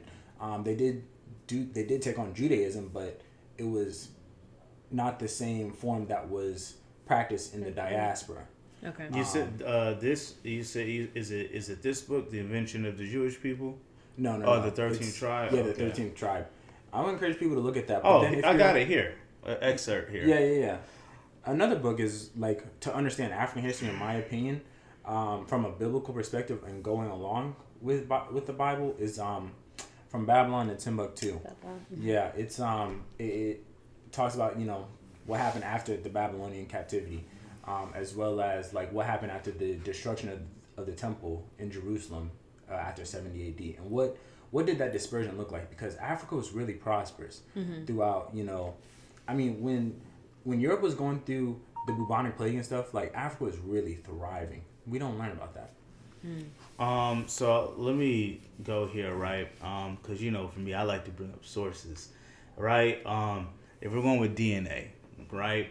So this is a paper that you can read yourself, The Genetic History of the Israelite Nation. This is a scientific, paper here, but I'm gonna skip to where it talks about the specific bloodline of Israel here. So what you find, E1B1A, okay? Middle Eastern people, E1B1A, common Africa, and it goes into how E1B1A is basically the haplogroup, DNA haplogroup that belongs to Jacob himself. So when I found this out, I actually decided to do my own DNA test. So I'll show it to you here. This is my DNA test. You can see 23andme.com. Okay, so I did some cutting out to show it all on the same little sheet here. The haplogroup it gave me, Brandon, your paternal haplogroup is EM4254. Now it's more complicated, but let's break it down. If you go to this website that's dedicated to DNA, docs.google.com or isogg.org, tree.html, it will link what you get from these DNA companies to your real haplogroup. So if you were to come here, you see M4254 under E1B1A. Now I want you to see the countries it attributes E1B1A to Kenya, Sierra Leone, Gambia, Benin, Nigeria, Sierra Leone, Gabon, Kenya, through my last name, which is Mashak. Mashak is Hebrew for Christ, anointed, oil, smear, paint. And I never changed my last name. That's always been my last name.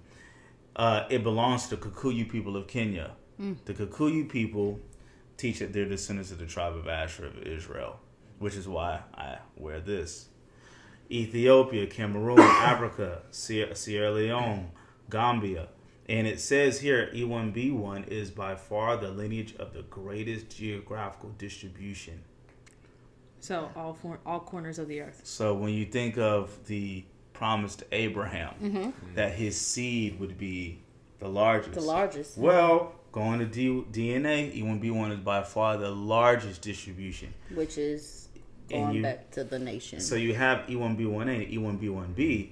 Well, who would E1B1B be? Well, we know that Esau, I don't know if you've read, but Obadiah says Esau's seed is spoiled. He has mixed himself among the nations. If you follow E1B1B, you find it in African places, Kenya, Egypt, Somalia, Saudi Arabia, but then y'all see Palestine, the Emirates, Italy, Tartars, Russia. So Literally, are we seeing Greece, Estonia, Czech Republic, Poland? So are we Northern seeing Europe, basically? Esau's haplogroup, his people moving from Africa into Europe? Into the north, yeah. So we're seeing a DNA story here now. Now, to be honest, if you do what I believe, if most black people do their DNA here in America, you will find that you have an E1B1A haplogroup. Which is come back to like the biggest nations. So Abraham. Israel. So right. it's literally, Jacob's DNA is E1B1A. That makes me a bloodline Israelite, right? Not one of the, I love my brothers, not one of the people screaming at white folk on the side of the street. You might know about the camps. But, just knowing that as a fact. And so when, again, going back to when you was talking about breath and trauma and relating our bondage to Egypt, it's kind of like, well, when the Most High prophesied these things over Israel that would happen in the end times, could that possibly be us? Could it possibly be right? Right. Back to her point about the Ashkenazi people. It is us. I feel like it's us. I feel like there's overwhelming evidence. Yeah. I think that they've hid our identity from us because they don't want the end of the prophecy to be fulfilled, and the prophecy can't be fulfilled until we know who we are. Yeah. And so that's what I want to pay as reparations. Here's another source. Genesis chapter 6 or 3 actually. Genesis 3. The bloodlines, right? Noah bought Shem, Ham, and Japheth. Well, let's follow the bloodline of Japheth. Japheth had Gomer, Magog. Magog is Russia today. Madai, Yavan is Greece. Tubal, Meshech, and Thirah. They spread it out. Gomer bore Ashkenaz. So, how can the Ashkenaz be the descendants of Israel if they're descendants of Japheth? And we know that Israel was born out. Abraham came from the bloodline of Shem. You see what I mean? Now, if you go to the CIA.government website, you can see that, CIA.gov. You can see, this is actually on their website, and it's a document called Bloodlines of the Illuminati. I can give you the link. Rothschilds by Alvarez Israel. It took many years for the Rothschilds to finally create Israel. The Rothschilds have been the primary force behind the creation of Israel, and so it's appropriate that the nation carries their magical seal of Solomon as a state logo. The ultra-Orthodox Jews in Israel will not serve an Israeli army because they know that the Almighty God was not behind the creation of modern Israel. Right, modern Israel. But the rich, ungodly, apostate Jews. And then it goes into basically saying some people object to conspiracy of power, which is called Jewish rather than satanic, by certain concerned citizens. This objection is valid. However, these will object to the obvious next step and admit the nation of Israel, which the Rothschilds created, is satanic and not Jewish. Yikes. So you see the CIA themselves, and you see what they're doing to the Palestinians. I don't know if you're privy. So it's kind of like, I've heard pastors question, how can the God's people, quote unquote, be doing these dastardly deeds to these people if they're the true descendants? And so if you do read Deuteronomy 28 for yourself and see the blessings of curses of Israel, and you see who exactly has experienced these slaveries and captivities and stuff, sold by ships, as Deuteronomy 28:68 says, versus who's posed as the descendants of Israel today. Well, you start to see some, fallacies as opposed to what the world says versus what the word says. What the word said, yeah. But without information dumping too much on you, what do you make of some of this so far? I think that it's untouched. I mean, at the end of the day, in order for us to find out who people and places are, we have to get to the root. In order to get to the root, we have to necessarily start somewhere. But like even just bringing up this topic, of what I've learned just within reading the entire Bible or starting to read the entire Bible and tracking it back to say a lot of the things are made up. And with God just getting so far out of conversations, I definitely think it's a topic to dig deeper into. So yeah, it's really a rabbit hole. Yeah. Like looking at lineages and just like learning about the different people groups, and I mean even like Psalms 83, it references this deception of the people, and there's other verses like in Revelation that talk about them. But for the essence of time, we're not gonna information dump. I think we kind of beat that, Yeah. Yeah, Okay. I'm gonna show we're one gonna more. wrap it, I'm gonna show one more thing. Because we told her we had 15 Right, minutes. I wanna show we one just more want thing, to let her right? go into the financial. Last Over part. this time. Last We part. wait for her to have One more thing. Right, One she's more. never gonna come back. One more thing. Okay. Because I want to show one of my most credible sources, Encyclopedia Diasporas, Immigrant Refugee Cultures Around the World. You can see this is written by Yale University, right? Now, if you go to where they actually list who they believe our nationality and where we descend from, you have name and region, Afro-Asiatic communities. You go down to Afro-Palestinian, Israel and occupied territories, Ethiopian Jews, Israel, Afro-American and Black Hebrews, Israel. And this is from Yale, right? And so we just wanted to show you that, or I just wanted to show you that so you gain a curiosity and maybe see that the Bible might be telling us something about ourselves, right? Of course. So that's all I got. Okay, so Marquia, we are hoping that you will drop some dimes on us about the real estate game. So we like to wrap our episodes up talking about financial news. Elijah usually heads that on. He's been telling us about crypto. He's been telling us about precious metals, good stuff. So drop some dimes on us about the real estate game and how we can all make some money out there with that. Yeah. So I think the biggest thing right now, of course, everybody wants to know about interest rates. Interest rates are, as people say, okay, they're high. Historically, interest rates just back in the 70s, 80s were like 16, 17%. However, back then, prices were not what they are now, of course, but still back then, you still had to make a certain amount of money. That also still seemed like a lot. I think the reality of just the real estate market right now as people are looking to make the best investments is when you look at where the economy was in 2019, 2020, we were really like in a recession. And when the real estate market is, of course, tied to inflation. And right now, inflation is not at the 2% threshold that the Federal Reserves like to see in order to say, hey, I think we're at like 3.2 or 3.5, and to get the threshold down to 2%, that's when we will really start to see interest rates start to happen, start to drop. However, the Federal Reserve has said, hey, we're going to cut interest rates by 3 times this year. So it's like, okay, well, when are these times going to happen? And then you're throwing in an election year in here, and you're like, okay, so you are going to make the cuts right before then? Are you going to make the cuts after the election?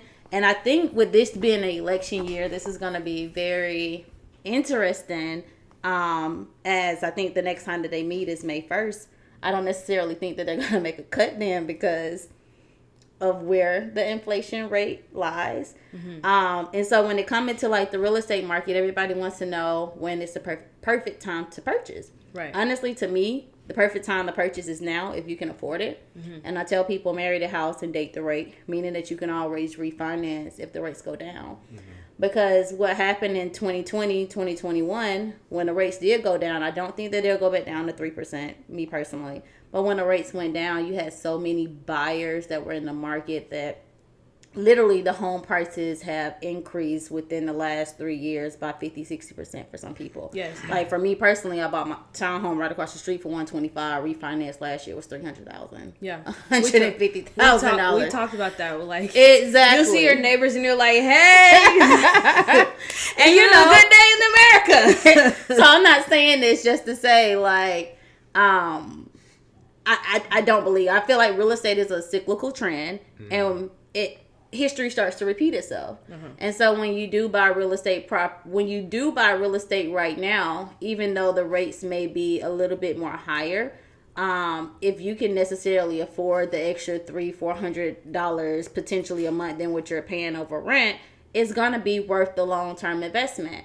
Now you come into like down payment assistance and you have closing costs and all these other factors where essentially it will take about $30,000 to even purchase less than a $400,000 home. And it's like, how do I do that? A lot of my first time home buyers, we're going strictly new construction.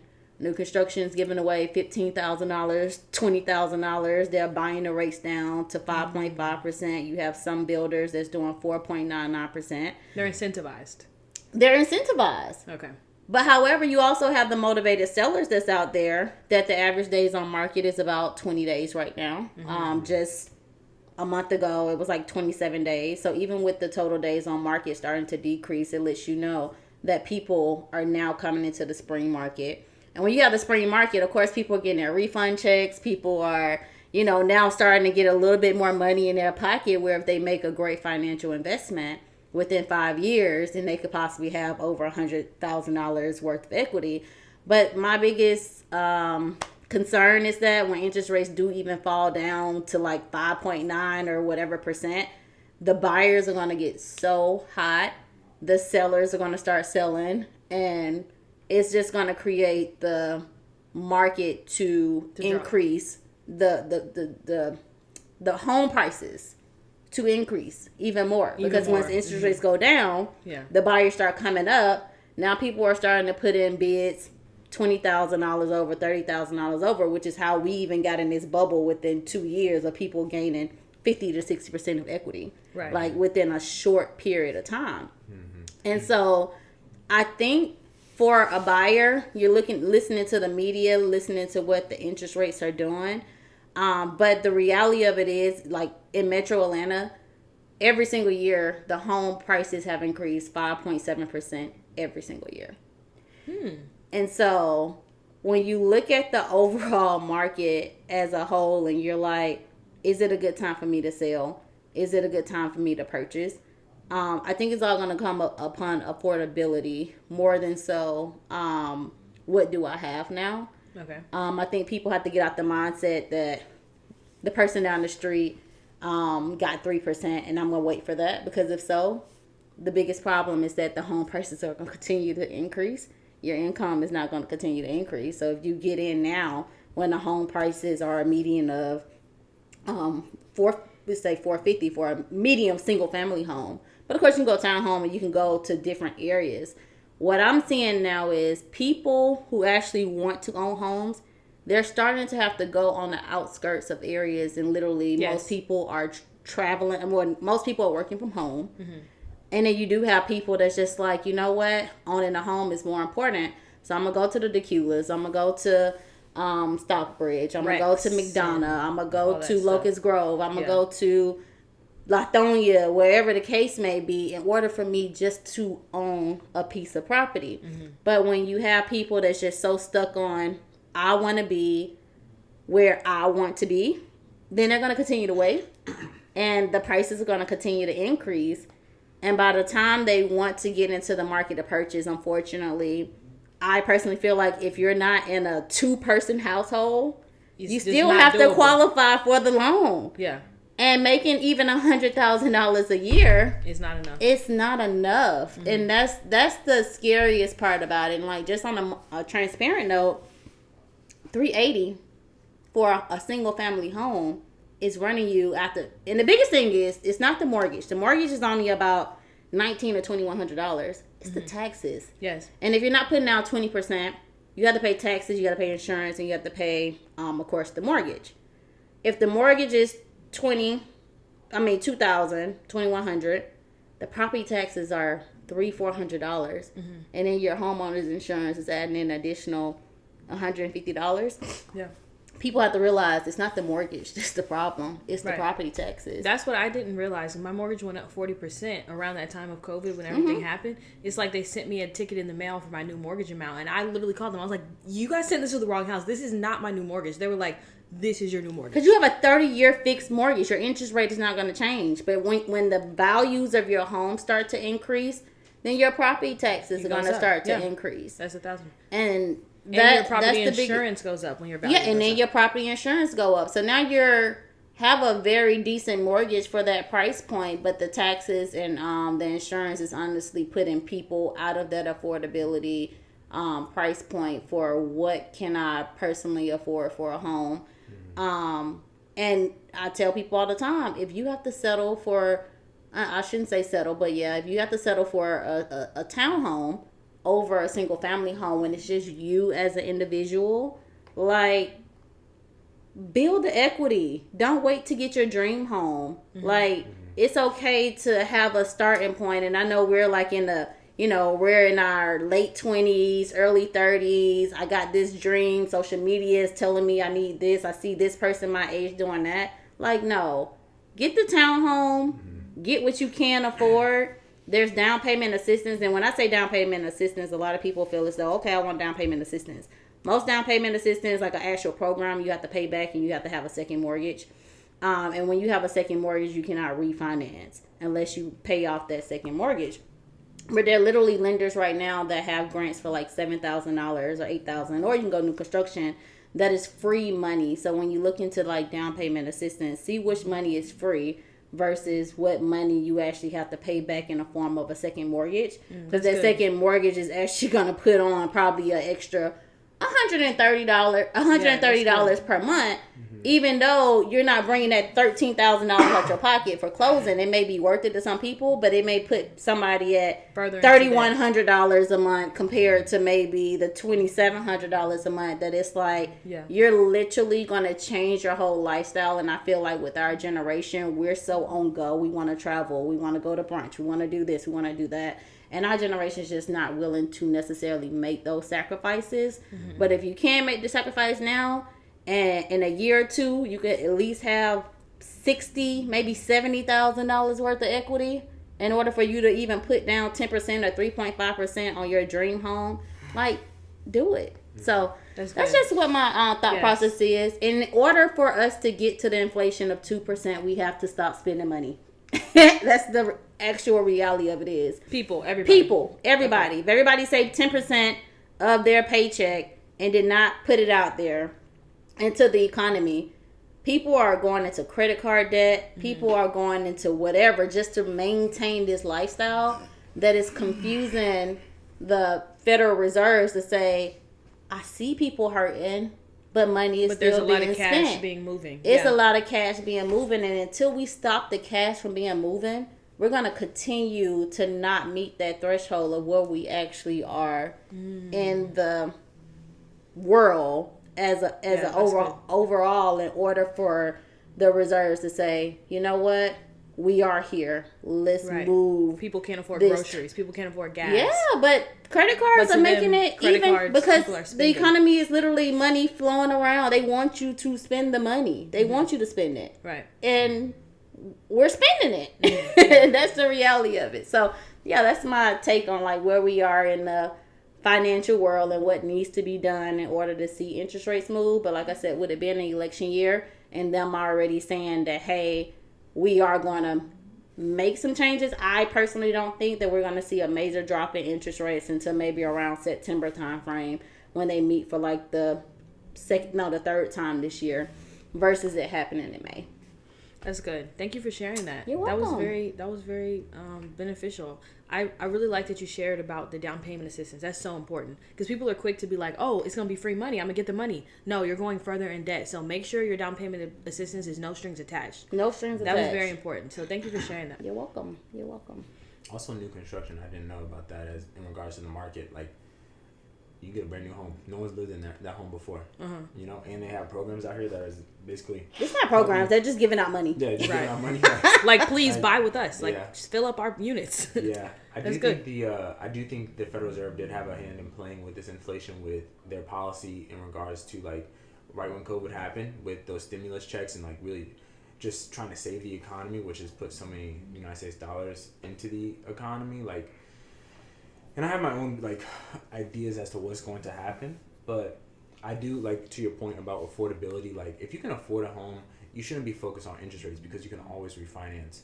Like, you know, I used to do refinances like as an MLO, and I'm like, look, right now, and this was during COVID when it was like dang near 0%. You know, I'm like, you lock it in, and your payment's going to be decreasing, and you can get some cash out. You know what I mean? Like, let's make this happen. So I'm gonna think interest rates should be the thing that you're looking at. Yeah, and I do want to talk to that because a lot of people in the media make it seem like the market is going down.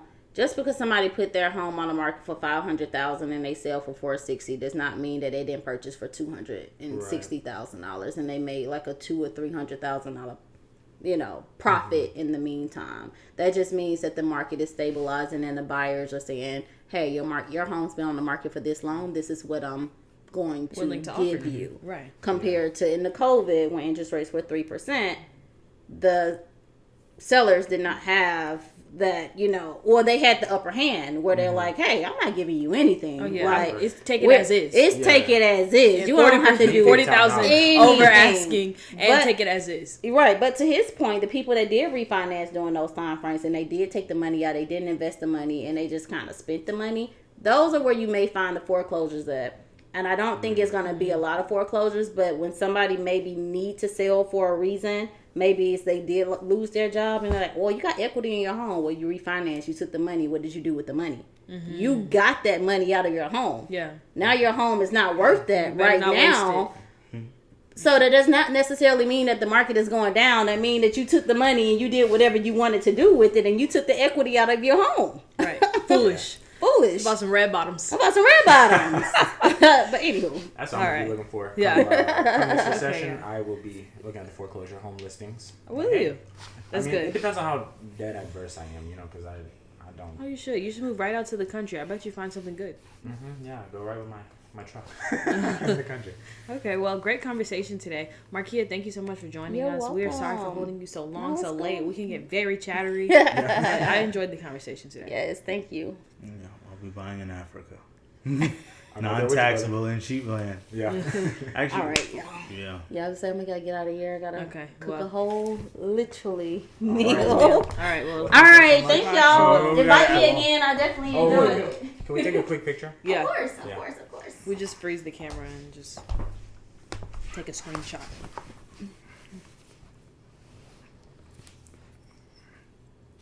All right, cool. Well, that's today's episode of Kingdom Outkasts podcast. Hopefully y'all enjoyed it, and we'll see you guys next time. Deuces. Shalom. Peace.